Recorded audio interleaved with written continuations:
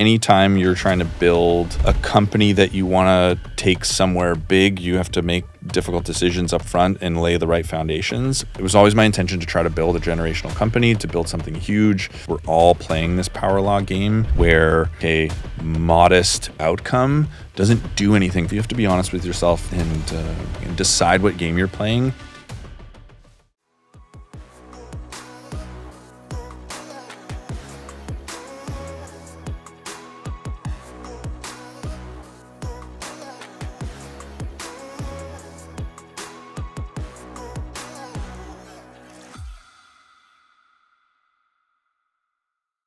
Owner is one of the fastest scaling SMB SaaS companies right now, going from 2 million to over 50 million in annual recurring revenue, over 10,000 customers, restaurants specifically, and now over $1 billion valuation. Congratulations. Thank you. But that wasn't always the case. Like when you joined, churn was rampant, sales wasn't really moving the way it should, the engine wasn't spinning. So what we're going to do right now is really break down the systems, the frameworks, some of the mindsets that you use to really take a company from 2 million to a unicorn status.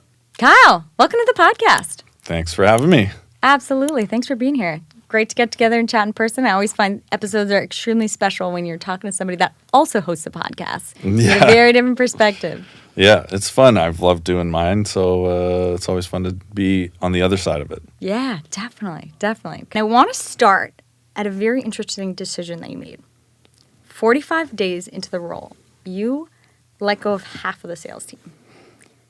Pretty bold decision, and it essentially dictated the rest of the outcome for Owner, which is clearly a very, very positive growth trajectory.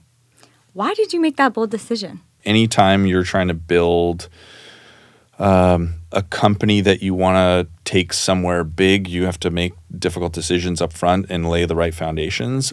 And the first 10 people in your sales team, that becomes a lot of the fingerprint of what you build on in terms of their dedication, their drive, their intensity, the craft, the acumen. If your first 10 sales hires aren't at that like upper tier and bringing a level of intensity and drive, then it's really hard to build an organization that has that into the future. And so it was pretty apparent that there was some good sales talent on the team. Mm-hmm. The manager and the 2 reps that remained after that are still in the business today and thriving and doing awesome. But we needed to raise the talent bar, and I got to work on bringing in folks who I thought were the right foundation to build something special. It was always my intention. I would have never left Shopify had I not believed this, but it was always my intention to try to build a generational company, to build something huge. That's what I saw in Adam and Dean at the time. GTM Fund invested, which is how I got introduced.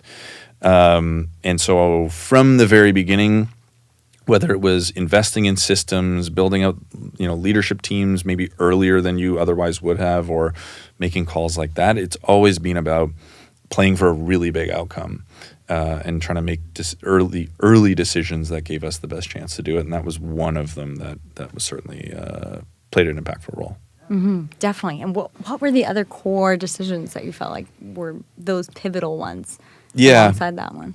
So having a really high talent bar, everybody that we hired in those first few quarters, and this is still the case today, but much more difficult back then, they were all President's Club performers, the number 1 or number 2 rep in the company that they came from. They were all 1 degree of separation away from me. They were people that I could very easily back channel and personally validate. And we didn't accept anything but the best. And so we've had an extremely high hit rate with sales hiring, especially on the account executive side. Very, very few people have not worked out. Less than 10% in the sort of 3-year history of hiring account executives. Our hit rate's been really good. So high bar for talent and bringing in people that I could really easily validate. Before we jump in, let's talk about something wild. The future of sales isn't humans, it's AI. It's Piper, the AI SDR agent. Piper is the #1 ranked AI SDR in G2.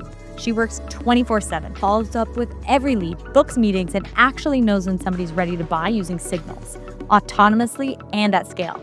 Piper's not just replacing repetitive tasks. She's helping sales teams refocus on high-impact work, like closing deals and building relationships. Hundreds of fast-growing go-to-market teams, including leaders in the GTM fund community, are already using Piper. Learn more about AI SDRs like Piper at qualified.com.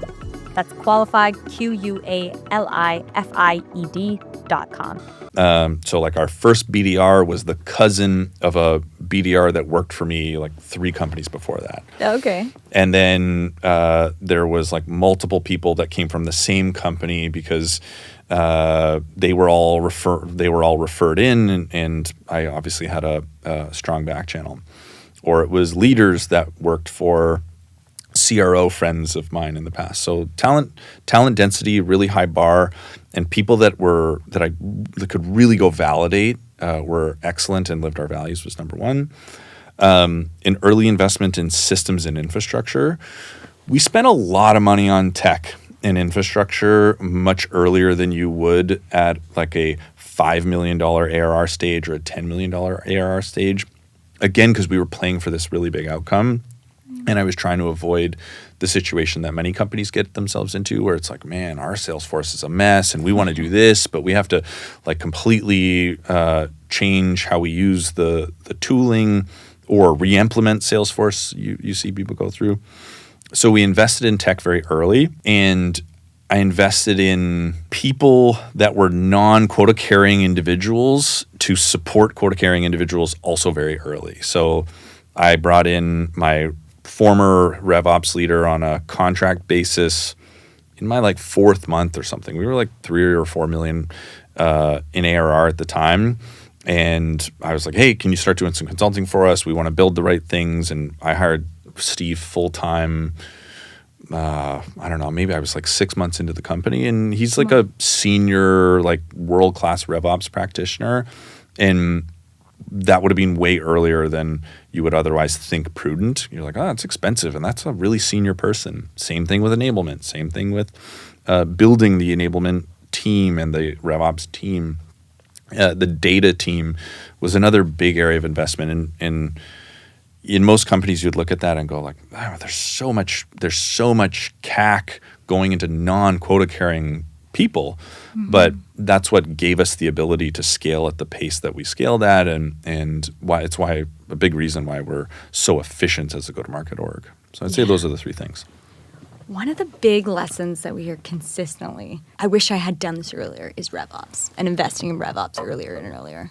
Yeah. We're starting to see startups do that earlier and earlier, which is great. It's advice I give to CROs and founders all the time. It's like, if you have legit product market fit and traction, and you think that you have like sort of figured out GTM, bring in RevOps. Like the way the world is going and the power of the tooling out there today, it makes so much sense to bring those hires in early. But people are really, I don't know, gun shy about doing it. They don't. It's a big cost. You know, we had like 6 reps and like a VP caliber RevOps leader. In many traditional views, that is way too early. But man, it's paid off crazy dividends for us. But you have to be confident, and you have to be pretty honest with yourself that it's like, okay, our PMF is really good. We're really figuring out GTM. I think there's a path to a lot of repeatability, and I can scale.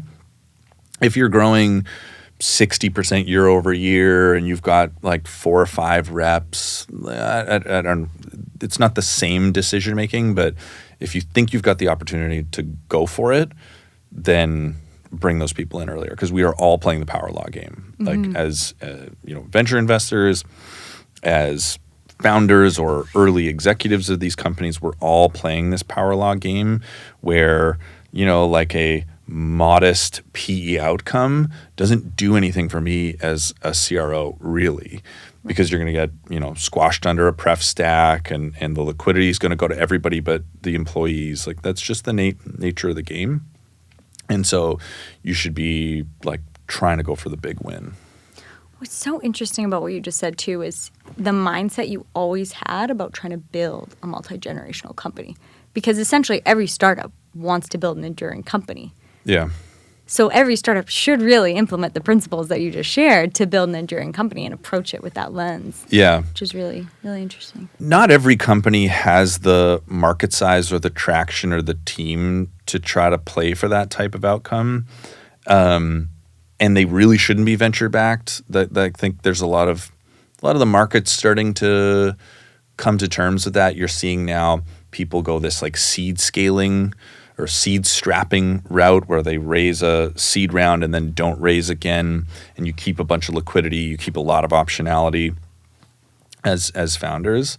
But yeah, like venture capital is investing for those types of outcomes. And so if you have it and you have the seeds there of being able to do it, then you have to place really aggressively in my mind.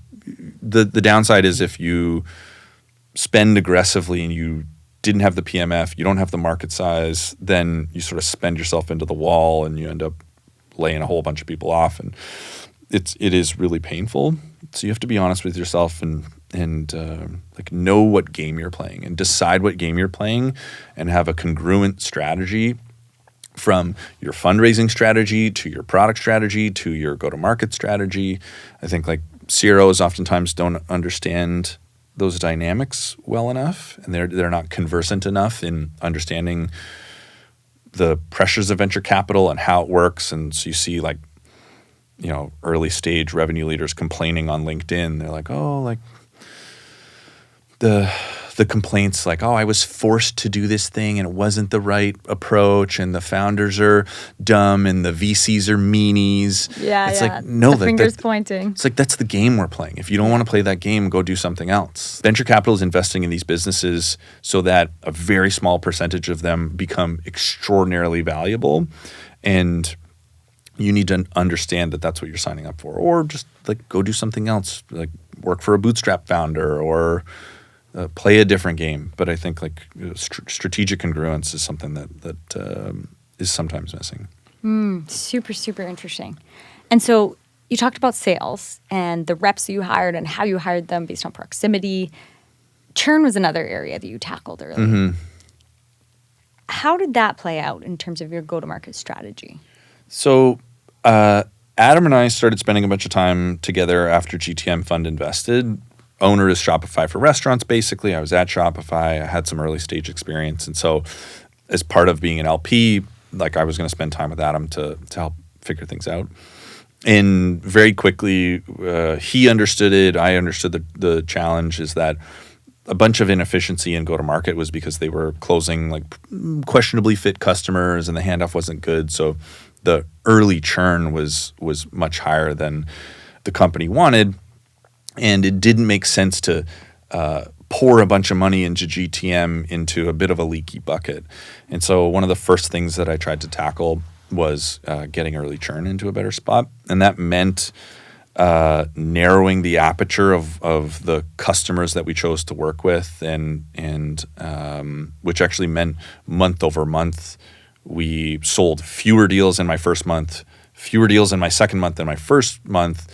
But the metrics would show you that the quality was much higher. If you looked at high quality revenue that we were closing was actually growing month over month, but we were getting rid of a bunch of fluff. Yep. And luckily, I had Adam's support. I have the sort of background and stature to do that and maintain confidence, because that would probably be harder if you were a first time VP of sales that doesn't have the background. But like those were the right steps to take, and we got way more clear about expectation setting, which means some deals chose not to work with us.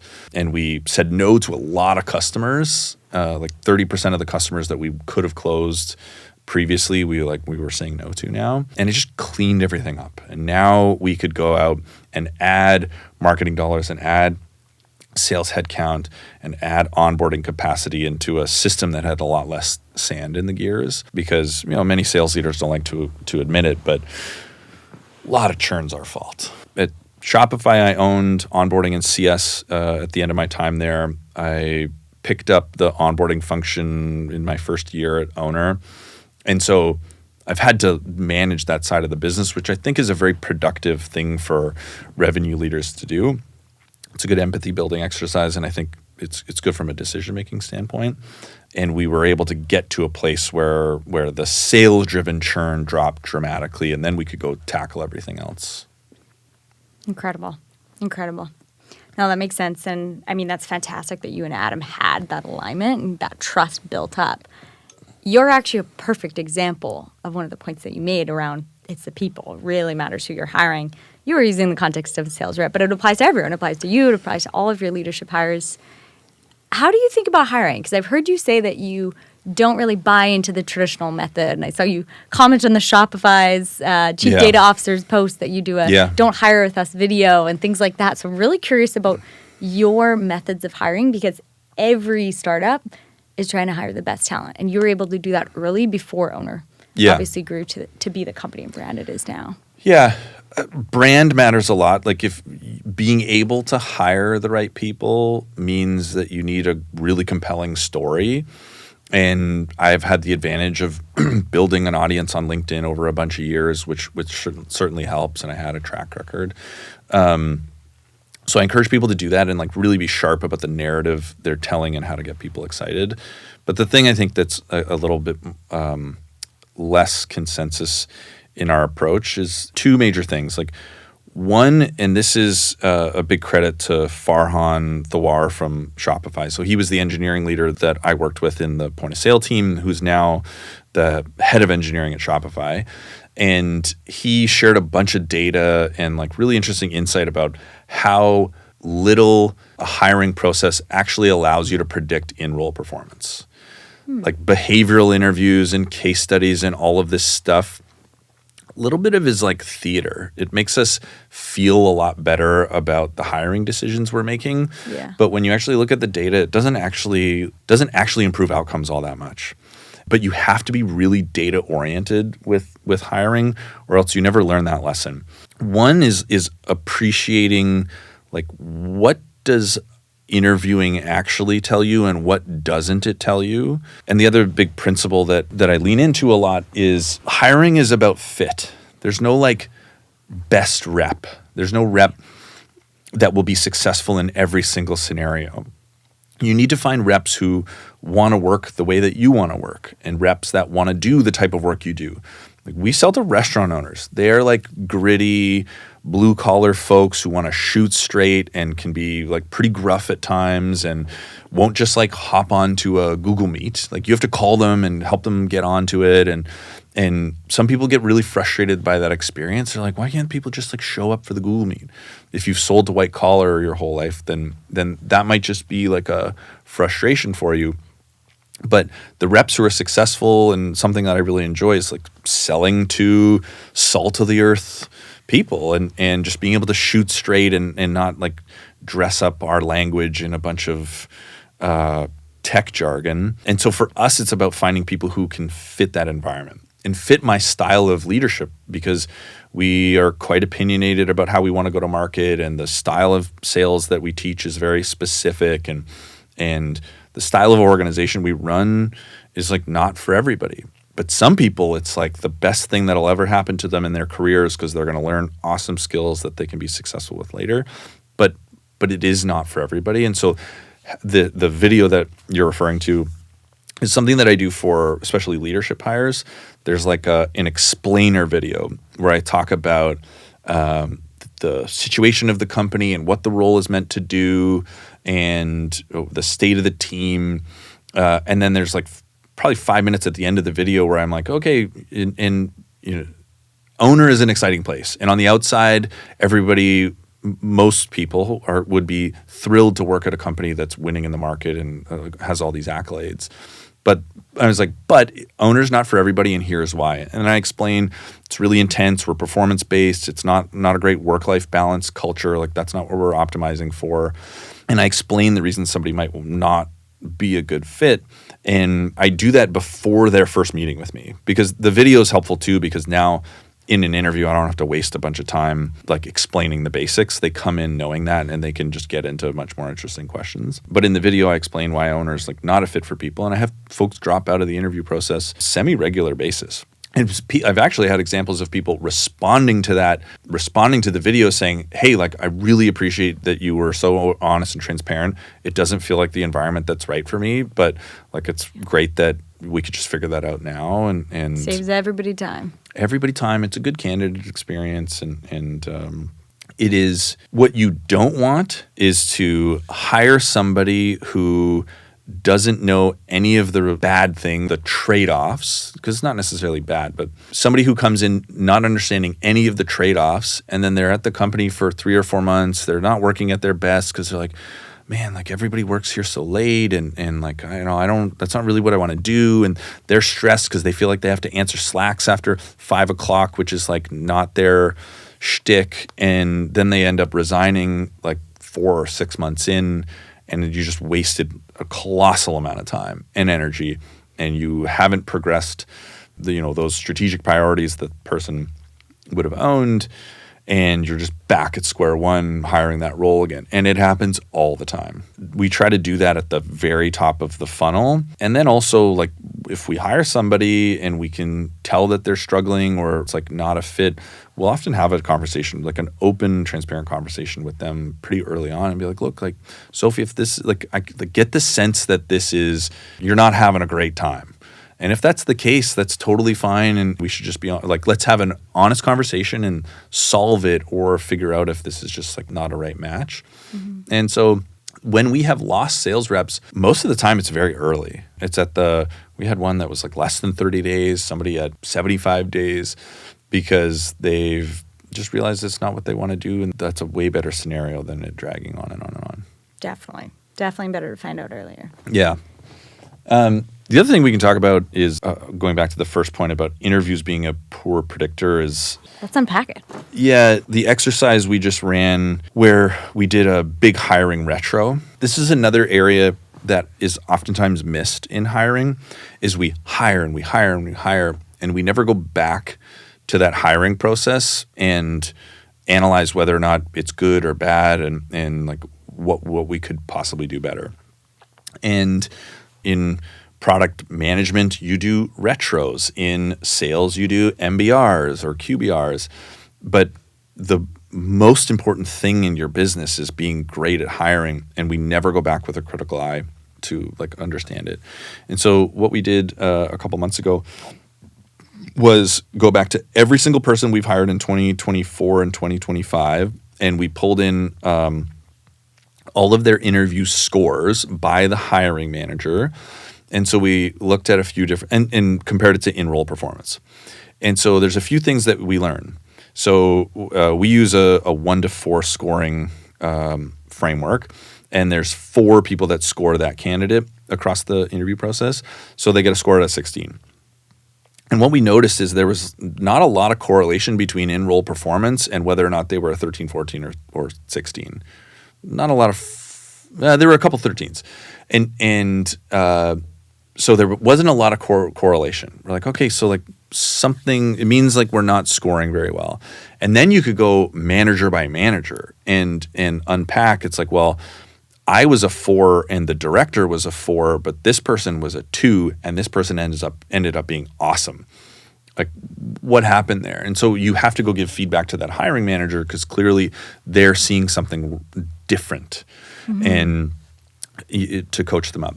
But the most interesting insight, going back to this like concept that hiring can be a little bit of like performative theater, is the case study scores had like no correlation. Actually, were inversely correlated with success in role. Really? So the people who crushed their case studies didn't really do any better in the role versus the people who we hired that didn't do well in the case studies. And if you think about it, well, like if somebody did poorly in the case study, but we hired them anyways, there must have been a bunch of other stuff we really liked to get over it, which in our case was their like raw DNA. And we're looking for super competitive driven people. You have to be really organized to do what we do because there's you're managing a lot of deals. The velocity is very high. And so if you're disorganized, it's hard to be successful at owner, which is like not a common thing to screen for in sales hiring. And so we started to like tweak how we thought about the case study, and we've like really now weighted DNA and mindset more highly, even in like our SDR cohorts, especially in our SDR cohorts, because, you know, none of them are going to come in with that much skill or craft. It's really just all about DNA. So we haven't done it yet. We haven't been brave enough. But there's part of me that makes me want to like scrap the case study altogether because it's so unpredictable. But unless you're doing the work to analyze your results and to take a critical eye and do that retro, it's hard to calibrate on hiring. I can imagine, especially at the velocity that you guys are hiring. Yeah. It's helpful that we hire, like we'll hire 100 people in go-to-market this year, ish, and so we have a cohort to analyze, but you could probably still do it with less. Yeah, definitely. And what about leadership? Does it differ, or are you still thinking about it from a very DNA perspective? Slightly different, but DNA still matters a lot. I think the biggest lesson that we've learned on the leadership hiring front is the importance of like philosophical alignment and congruence. And so there are so many different ways to lead people. You know, like we have a very servant leadership oriented approach. We are very systems engineering centric. We're trying to build like high repeatability. And if somebody comes into the business that has like a slightly different perspective on your core tenets, then it can be very, very difficult for the organization, especially if you're bringing in somebody senior. And so what we've seen with the most successful leadership hires is that they're people that have a very like similar mentality and set of principles, and also people that are very adaptive. I think this is the other thing that I like underweighted historically in leadership hiring is, and this might be because like, again, I am very opinionated about many things go to market. And so, but which means I require people who want to learn my system. And so the leaders on my team are so productive because they use the same language. They refer to the same books. They talk with this common vernacular. So when I'm talking to the reps about something in a recorded training or a town hall, it's the same language they're hearing from their director, from their frontline manager, from their peers. And it seems like semantic and a little bit silly, but just getting to common language is so critical. And so you need leaders that are willing to adapt and to operate within your system, I find. Maybe that's like a little unique to me because I'm so particular or so opinionated about it. But like that's something I need to understand about myself and the system, the organization we're building, and know I need to go hire for that. Mm-hmm. Kind of makes me think organization, organism, you think about different blood types, like you're hiring all type A bloods. Yeah. Or type B plus or what have you, right? Somebody that's got that congruency baked in. Yeah. And it's a careful balance because you don't want to just try to replicate yourself. You need some diversity of thought and background, and you don't want too much of a monoculture. And we try to operate by the principle of like opinionated but open. Mm-hmm. So I want people to be opinionated and like think critically from first principles and not to just accept things because that's the way we've always done them. I want people to disagree with me, but I want people that are also open-minded, and I try to be open-minded about new ways of doing it. And so you have to find the balance here between that congruence.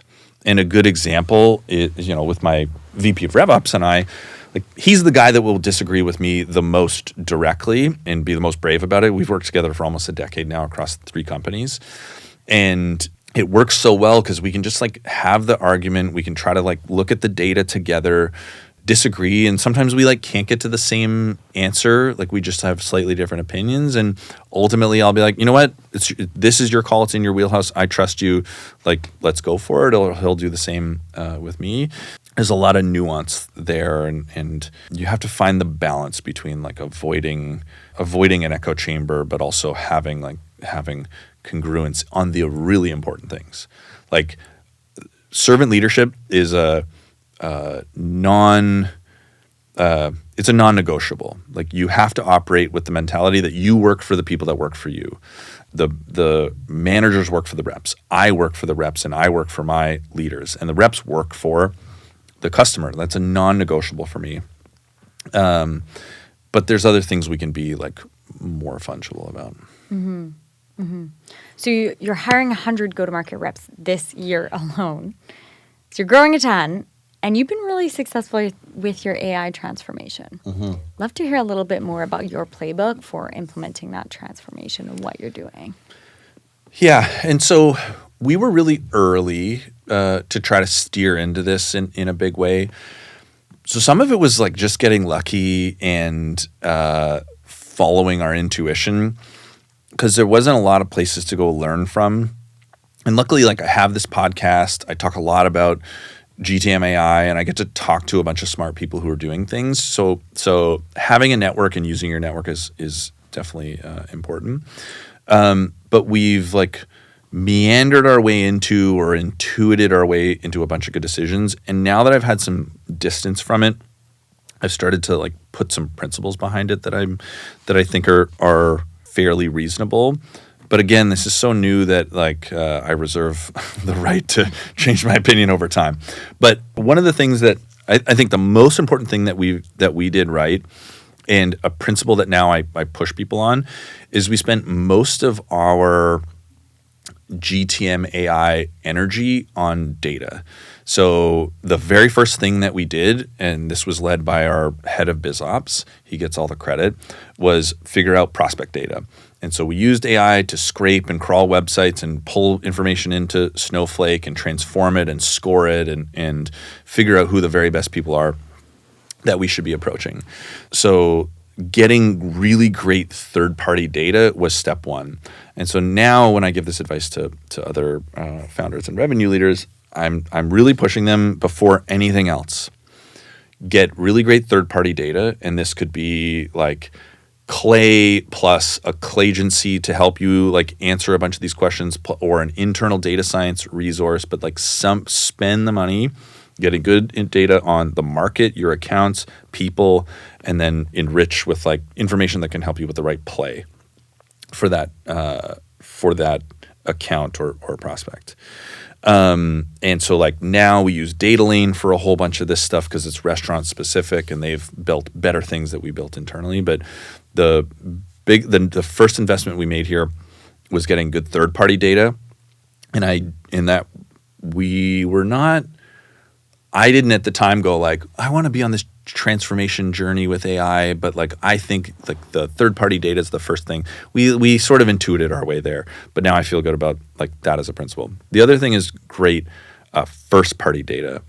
And so this is where Momentum comes in. This was like our second really big AI application, where there's all of this information in call transcripts and in emails and like all across the customer journey that you can go access. You can pull open Gong and like read a transcript or search a transcript, but like it's not all that helpful programmatically unless that data is structured.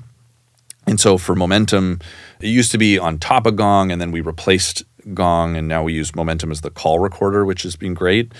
That will take all of this information and put it into a structured format so that we can actually now power a bunch of analysis off of it. So it can answer specific questions. Did the rep say this or that? Like yes or no box. Is the customer using this list of 10 competitors or something else? Or open text fields. What were the challenges that the customer is like most interested in solving, like ranked 1 to 3? So you start to bring structure to all this unstructured information. And now that I have good first party and third party data, I really have a very different understanding of the business, and you can make much better decisions. And how we do it in SMB is a little bit different than how you might do it in enterprise. Ours is like a data science led motion because the TAM is massive and there's so many data inputs. In an enterprise environment, I'm using AI more to like deeply enrich accounts with specific information, but you're like writing those prompts thoughtfully. And so I would say like the biggest thing that we've done is start with the data foundations. And now when we layer on a use case, it's so much more effective because AI is just a pattern recognition machine. But if you have good patterns for it to learn from, now we use OneMind as this AI SDR education avatar. So you can talk to an AI version of our founder about anything related to restaurant marketing, and it can explain what you should be doing better based on your specific website, because we've got this AI website grader. But that all works because we've got this corpus of information to work from. So I would say like that's probably the single most important thing that we've done. Start with the data foundations. Before we dive in, a quick word on hiring. It's a weird market out there right now, but finding top go-to-market talent is still one of the biggest levers for growth. At GTM Fund, we've made over 2,000 candidate intros and placed hundreds of 8 players. One of our go-to recruiting partners is Pursuit. They specialize in sales and marketing talent, and they do it without a retainer. We work with them closely across many roles. If you're hiring, go to pursuitsalessolutions.com/GTM. That'll be in the show notes, or ping someone from the GTM Fund team. We'll get you connected. It kind of sounds like how you built the go-to-market engine. You started with RevOps, you started with the data foundation, and then you built on top of it too. Yeah. Same thing, coming back to the data first. Yeah. And even if you like go one level of abstraction out, it's like we just start with the boring stuff. and I think that's one of the places that people go wrong with AI is like they want to chase the shiny things first. And this is a Jordan Crawford thing. He's like, people need to eat their damn vegetables. Like, you have to do the hard work on the data foundations. You do have to do the hard work to really thoughtfully decide who is your ICP, what are the key segments, what is the digital footprint of those specific high fit segments, what is our positioning, like what are the specific things we want to say so that you can feed that into these models so that when you are producing either like cold outbound messaging, that it is sharp and on point and not like AI slop. Or when you see so many startups trying to do this, like, oh, we're like a sales co-pilot. We'll tell you what play you should run. We'll give you all this account information. But so many of these tools go wrong because it's just like generative layer over generative layer of probabilistic reasoning, and you've never inserted deterministic constraints onto this model. And so you're just stacking, like in AI, it's called lossiness.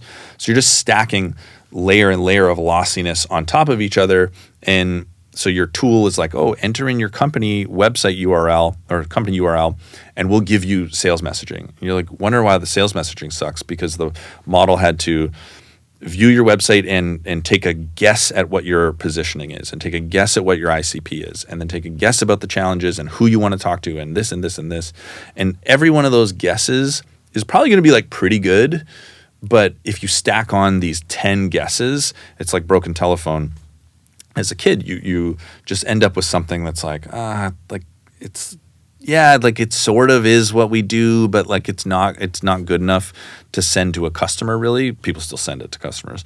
But that's one of the problems. Is like people aren't inserting enough constraints on.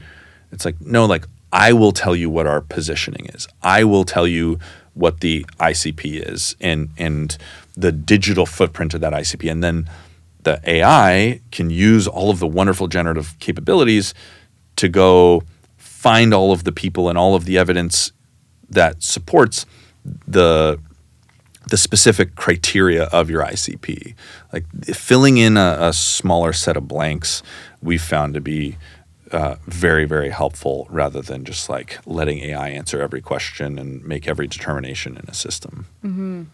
It sounds like the lesson for founders and operators would be, don't replace your actual foundational work around the company, your positioning, messaging, with AI at all. Do the work and then use AI to scale. Yeah, or use AI to help you get to that answer. Mm-hmm. But there needs to be a deterministic layer, because like even for me writing, like I use AI a lot as a writing co-pilot, but I'm always editing and changing and tweaking, and I'm like, no, that's like obvious or silly, and so there's always a process of me being human in the loop and like making thoughtful decisions, rather than like we really avoid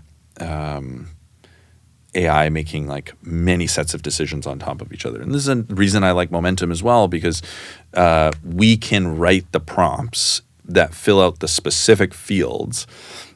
And so we get the power of AI, but within this constraint. So it's like, tell me what the next step was that was discussed, and then maybe suggest based on other interactions what next steps could be. But then a rep has to go in and like adjust that before it just goes off and starts executing workflows. Got it. So it's not autonomous. Essentially, it's doing the hard work and then prompting the rep to give it some instruction and then go off. Yeah, that could be the architecture. The important principle, I think, for people is being thoughtful about combining deterministic decision making and workflows with the generative side of things. Like that's where we've seen the most success. Even like our AI website grader. We are thoughtful about the things that we're telling the grader to go think about and analyze. It's not just like an AI free form, like tell me whatever you want about these websites, and you make the decision about what drives good conversion rates versus bad. Like there is a lot of AI driven decision making in it, but there's also a constraint, which is why that output is so powerful. I just see this pattern all the time. Like you just need the deterministic constraint somewhere. It could be a human in the loop. It could be you like setting the rules within the agentic workflow. You just can't let AI layer 7 AI steps on top of itself, or else you start to meander and get to slop territory.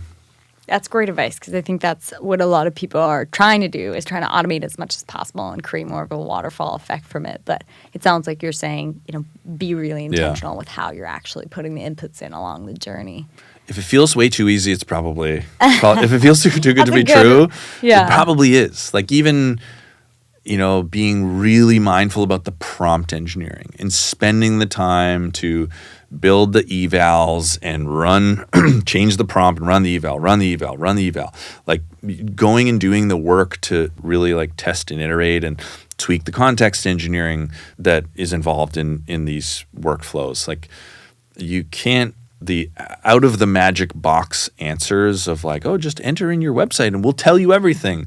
I've yet to seen those tools work all that well, versus something that like, why I chose Momentum over a bunch of the other tools is because I could go write the prompt and I could go set it up with that specific field, and then we could run it. We would run it and I would look at the end of the day and look at the fields that it filled out. I'm like, okay, well, it's like giving you way too much. And it's like one of the things that I'm like, we use a call recording tool that's for interviews that I won't name because I'm about to trash them. But like the transcript like summary is like the interviewer asked the candidate about whatever. The candidate responded yada yada yada. I'm like, this is a completely unhelpful transcript because it's so long and it like tells me about like stuff that is obvious. It's like, no, just like give me the answers to their questions based on the lever our ATS, the lever feedback form. But because it's just there's no constraints, we're not able to do the prompt engineering in that tool, versus like we can do the prompt engineering in Momentum, so the results are way better. And so it's funny to see these two things side by side. One that my RevOps team spends a bunch of time tweaking and testing. One which is just like hiring AI black box that gives me like unusable junk basically. Super interesting. And I mean, we're seeing a lot more founders, leaders use AI to write content and publish it online. And I've heard you say how monumental or impactful it was to actually build a brand. For your recruiting early, you talked about that. What are your thoughts on actual content creation for founders and early stage operators? Should everyone be building their own personal brand? Not everyone. Because not everybody has like a ton to say that's all that interesting, and it probably won't. You'll put a bunch of effort into it and you won't get the result you necessarily want. Like I think people who are successful creating content have something unique to say, and they're able to bring new ideas to the table. And you have to like it. Like, you have to enjoy writing and enjoy like putting your ideas together and spending time looking at a page and be like, oh, like the taxonomy of like how these things fit together. It's not right. I want to do this. I want to do that. And so, because it's a huge commitment. Like I generally like writing, and I wrote a lot internally. And so I just started open sourcing stuff that I was writing for my teams or training docs in little like bite-size components. And so it was enjoyable for me, and so it wasn't like a taxing job.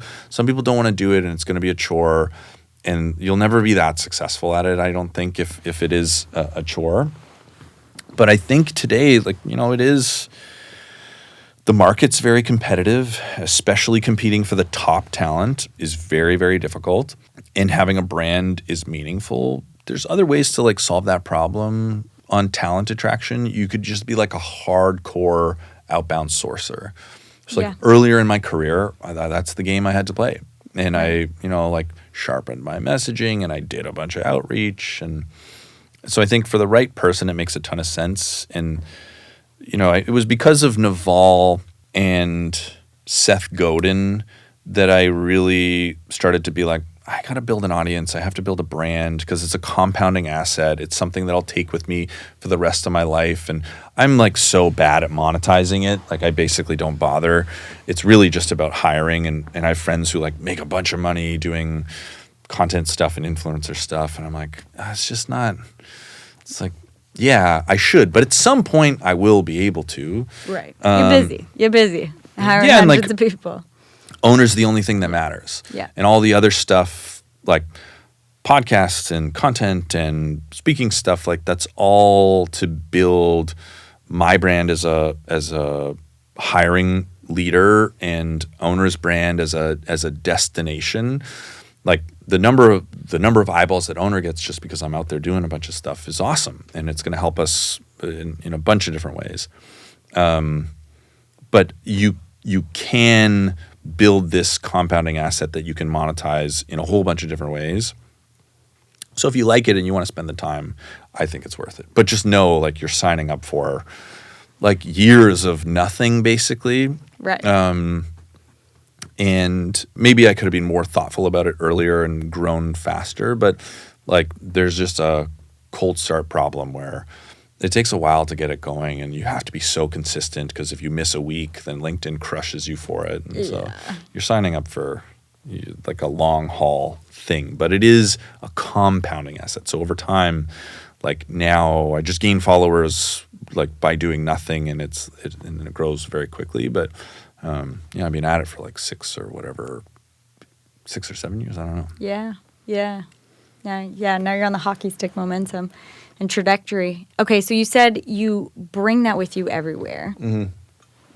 So do connections, like connectivity between people. You bring a lot of your relationships with you over time, and I know you implemented BDRs being in office 5 days a week, which is a common point of contention. And I have a lot of opinions too, because we're actually in the office 5 days a week. Yeah.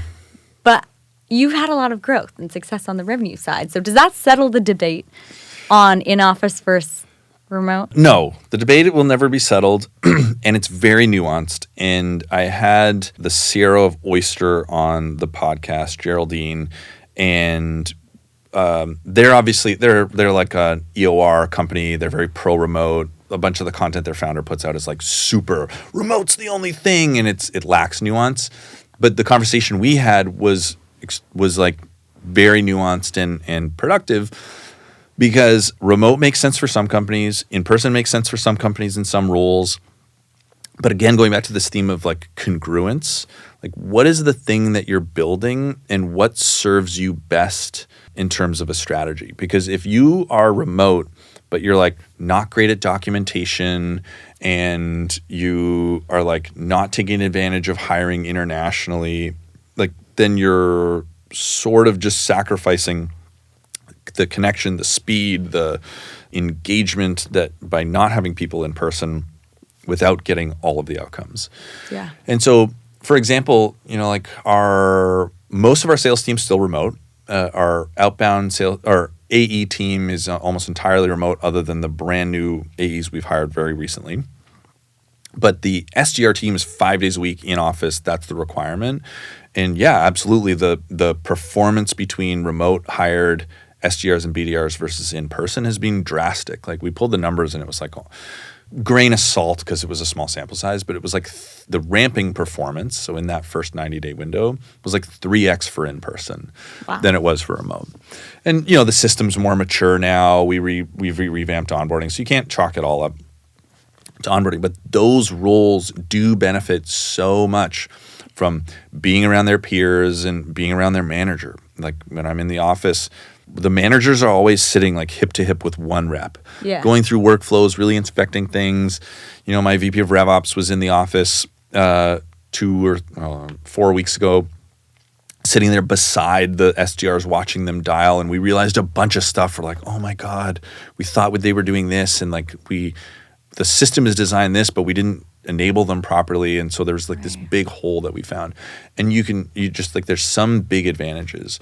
But the strategy moving forward, and we haven't nailed all the pieces, but generally we're going to have like BDRs and SDRs in the office 5 days a week. Because it's so input driven, and it's so hard to do that job if you're sitting at home in your tiny little apartment with all those distractions. So they'll be 5 days a week. We'll graduate people into associate account executive. Their first, 3 to 6 months is probably also 5 days a week in person. Once they start hitting quota, then we'll graduate people to 4 days. And then once they move to an outbound AE, now they've been an AE with us for 18 months, maybe 24. We'll make it 3 days a week. And then once people move to our highest segments, we'll say like, look, come in as much as you want. We would love to have you. More is better because then other people get to learn from them, but we'll basically tell them that they can be fully flex, come in when they want, don't come in when they want. Because I'm not worried about them anymore. Right. I'm not worried about a multi-loc in our highest segment, but our like top segment reps like lacking motivation or like not understanding the process or needing the deep coaching that an earlier stage rep would. Yeah. And they can operate great fully remote, and it is still way easier to hire people remote. Reps want remote. Right. Like, there's no doubt. Sometimes they want it and it's actually not the right thing for them, but it is an expectation in the market. And so we're trying to find the middle ground. But like engineering's still all fully remote. I'm in person with the whole exec team here in San Francisco now. Same with like a bunch of product leadership. So that makes a lot of sense. But, there's still tons of people that are remote at the company. So we're not hybrid. Like, I don't know what you would call owner now. Hybrid implies to me that like everybody is in the office sometimes. We have a bunch of people that are never in the office really, other than for offsites. We have some people that are fully 5 days a week in person. And so some roles yes, some roles no. It matters by like the role type, the seniority, and just trying to find the right balance there. Even as you get older, you have so many more life demands. Yeah. Like, I got 2 young kids. Like, I go in the office a lot because it's like productive and I like it. But yeah, some days I have to be home because something is going to go on. So try telling like a 35-year-old enterprise rep that it's 5 days a week. You're not going to hire anybody good. Right. So you have to like meet the market where it is and try to find the right things. But you have to really think critically and think from first principles about the decisions by role, and not just be like in-person is bad. It's like people make it this silly moralistic decision. And there's a bunch of people on LinkedIn that are like, oh, it's like it's unkind or it's unconscionable to force somebody to go in. And you're like, grow up, man. Right. And you just like, if you believe that, then build a remote company. But like, it's like company, what you said about venture. Like, there's other places. Find those places that you agree with and that resonates with you. Find the place and be honest with people about it, and it's all good. It doesn't need to be this like in-group versus out-group argument. Yeah. And it might evolve. Like, you might be in person as a startup when you need all 5 people shoulder to shoulder, and then when you need to hire 50 engineers in a year, good luck doing that if you founded your company in Dallas. Like, Right. no, you're remote now. Yeah, exactly. So much context. Okay. Yeah. And you've got, a ton of leadership principles through this even remote structure, but all the things that you've shared around the go-to-market strategy, the hiring. Like, what's a core leadership principle that you take everywhere? So I have a bunch. Yeah, I'm sure. Servant leadership is at the heart of it, which we've Yeah. already talked about. This idea that like it's all of our jobs to figure out how to enable the people doing the hard work, the people on the front lines with customers to do their best work so that they can be in service of the customer. Like it's always about the customer. Mm-hmm. So servant leadership is number one. And I just actually recorded my podcast with my VP of RevOps because a bunch of people asked me to do it. Oh, I can't wait to listen to that one and after this conversation. One of the design principles we talked about that's been so important for us is building RevOps infrastructure and business process in a way that helps do the right thing as the easy choice. And so like removing friction from the stuff we want them to do and just like being extremely rep-centric in how we make decisions and prioritize projects and really he calls them quality of life improvements. We ship a lot of quality of life improvements for our IC team. So servant leadership is probably number one. The other one that's the most important for me is like growth is the thing that we should be optimizing for, personal growth, professional growth, company growth too. Because if you are growing as an individual, investing in yourself, trying to learn and get a little bit better every single day, this is Darren Hardy compound effect. Like you can compound those little improvements over time to be exponential. And so the biggest investments we've made as a leadership team, as a GTM organization, is in our enablement function, onboarding and training and development. Our like managers are psycho coaches. Like this is an open challenge for anybody listening to bring me a frontline management team that spends more time coaching than my team does. We are like so hardcore about it. Every single day, multiple hours a day, we do this thing called chop wood, carry water, which is like you're not allowed to have meetings in the first 3 hours of the day, the managers. All they're allowed to do is be hip to hip with their reps and be doing ride-alongs or practice or something to move the rep forward. The growth thing is the most important thing. It's what I'm really passionate about too. Like, when I was growing up in high school, I taught preschool art. And then I taught martial arts for years and years. And when I got into sales, like I wanted to teach people right away, and I became a manager very early. And it's the thing that I get so much fulfillment out of.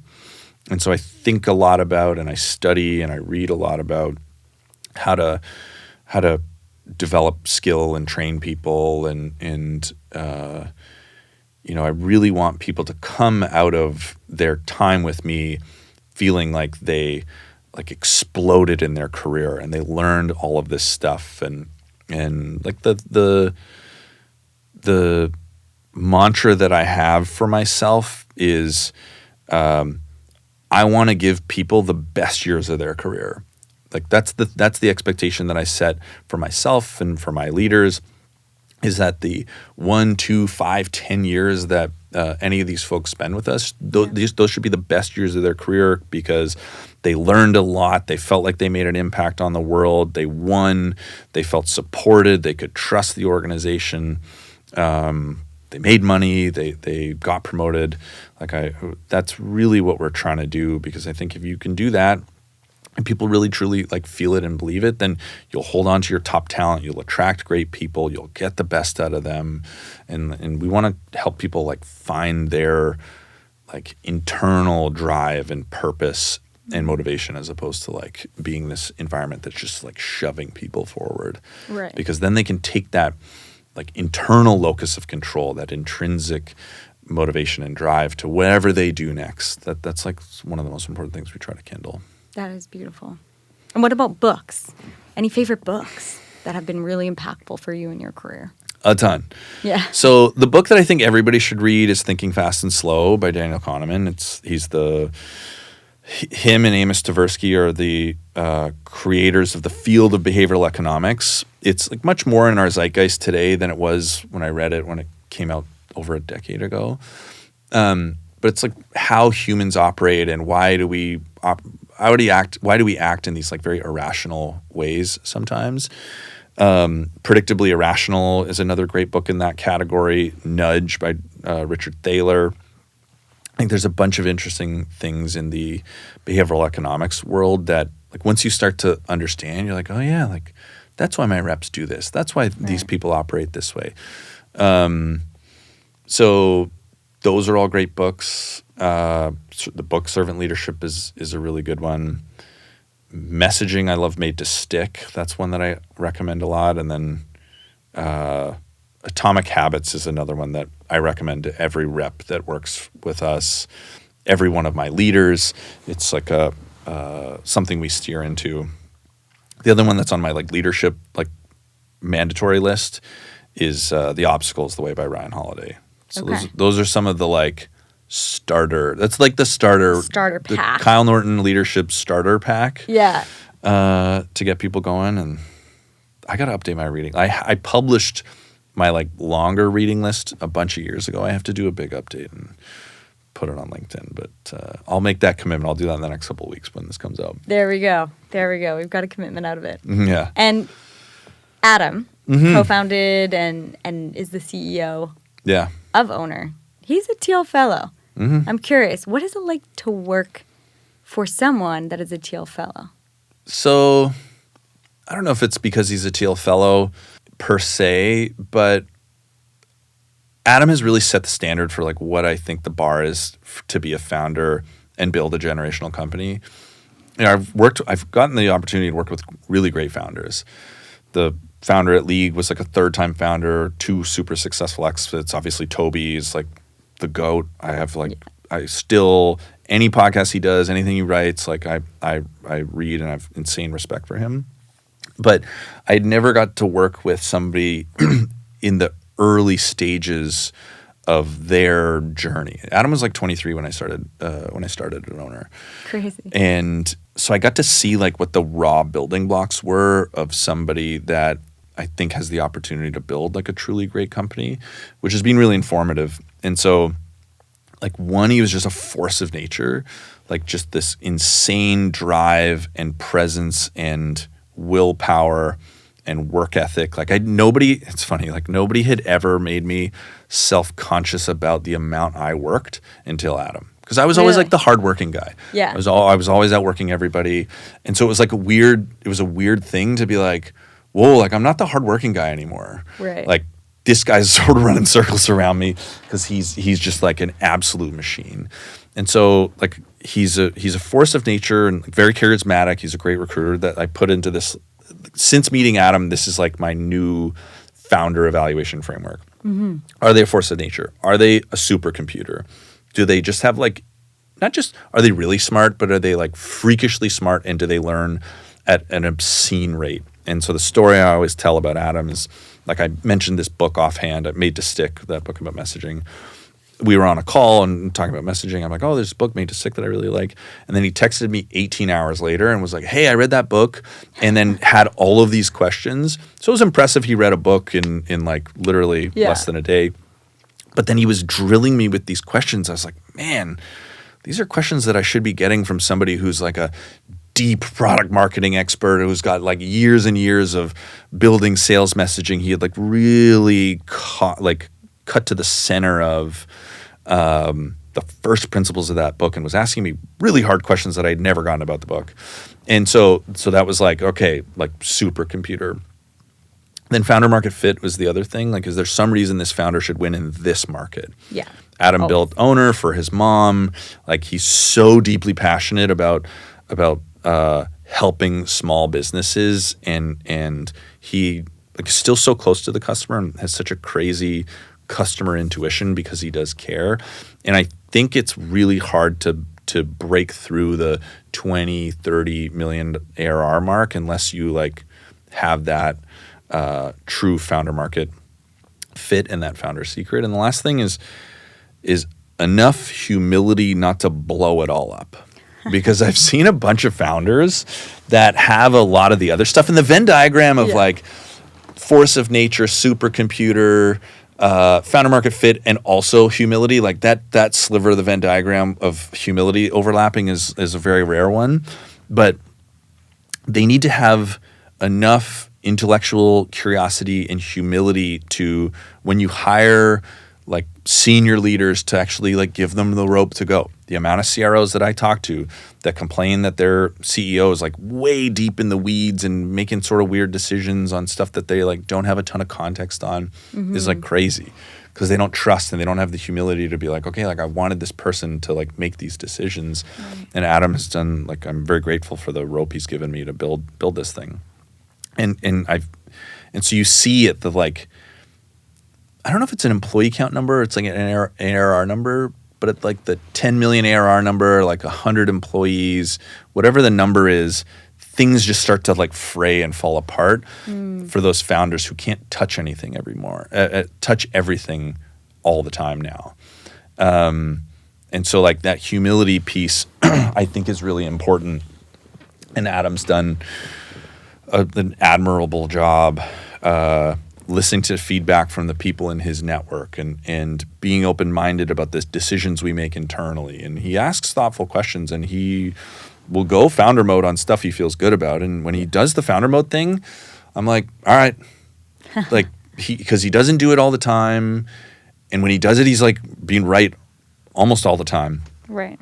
And so you just got to like trust and be like, okay, like if he's got some insight, some intuition. I don't have the customer intuition of this specific thing like he does. That's why I chose to work for him.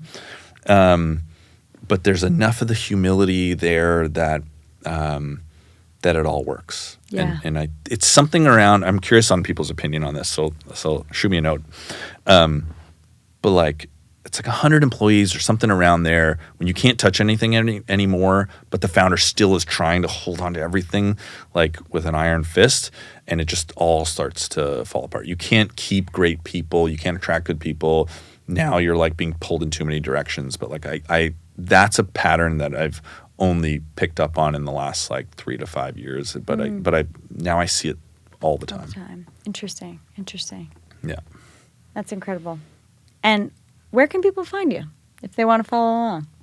On LinkedIn is the best place, or follow the podcast if you really want to go deep on revenue leadership stuff. It's me going usually super deep on one topic that person is an expert in. It's a lot of fun for me. I would probably do it if nobody listened, just because I learn so much every week.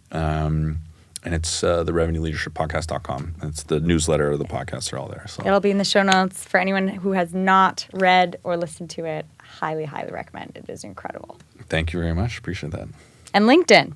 And LinkedIn. Yeah. I have now moved to San Francisco and dealt with a whole bunch of stuff over the summer. So I will be back on the content generation horse soon. So it's funny, I like have a widget on my phone, like a Todoist button, so I can like jot down ideas as they come. So I'll be like, I was like running today, and I was trail running, so I'm like trying to scrape my phone out of my pocket to like put this idea in. So I got a backlog of things that I want to talk about that I'll start to jot down. So that's amazing. We'll look out for them. We'll know the purest kind of ideas have come from. If the you running, can hear me endorphins. Panting through the newsletter, that was one of these. Yeah, on a run or on a bike. I love it. Well, thank you for joining us. This has Thanks been for having fantastic. me. This was fun. It was a pleasure.